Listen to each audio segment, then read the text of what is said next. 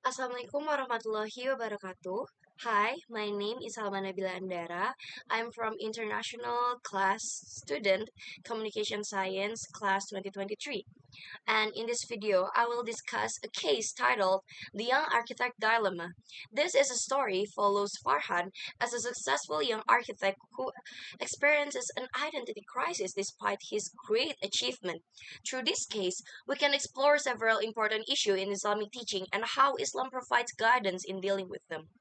There are several key problems in this narrative. The first one is Farhan experiences an identity crisis and feels empty even though he is materially successful.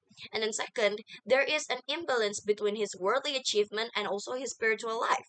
And then the third is Farhan faces ethical dilemma at work where he's asked to design a building with a questionable purpose.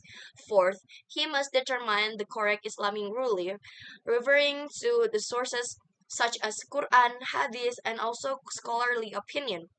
And then the fifth is there is a social conflict in his workplace involving the employees of different religions, especially regarding the use of uh, space for their prayer.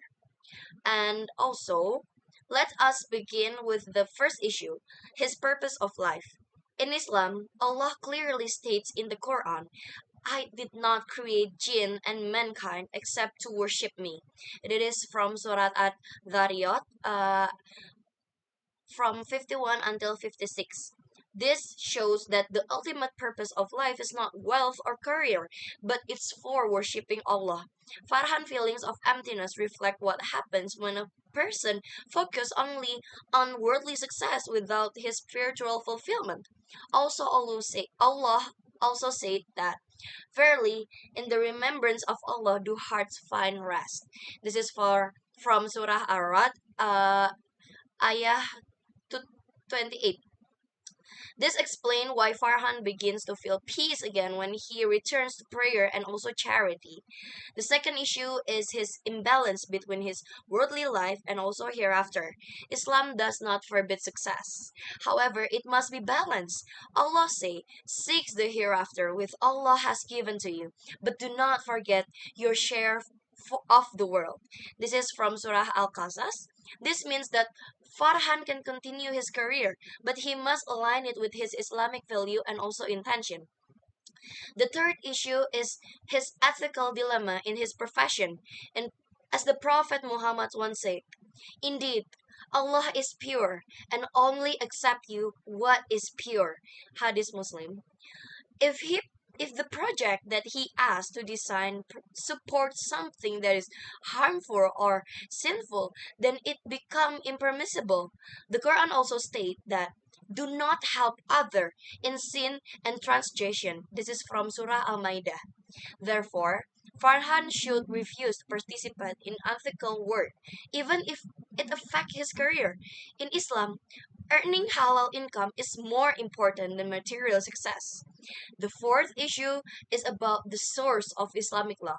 Farhan approach is correct because he refers to Quran, Hadith, consciences of scholar or ijma, and also logical reason, or we say qiyas.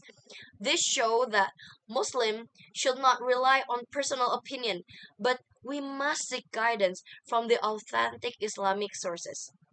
And also the fifth issue is about tolerance and also managing all differences in the workplace.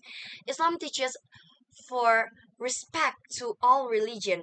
As Allah said, there is no compulsion in religion that he said in Surah Al-Baqarah. And also one of the famous line we love it so much. To you your religion and to me my religion. This is from Surah Al-Kafirun. As a leader, Farhan should act with justice and also fairness. He should ensure that all the employee have the opportunity to practice their belief while maintaining harmony. At the same time, he should not neglect that he responsibility toward fellow Muslim. Talking about personal reflection, if I were in Farhan's position, I would prioritize my faith over professional pressure.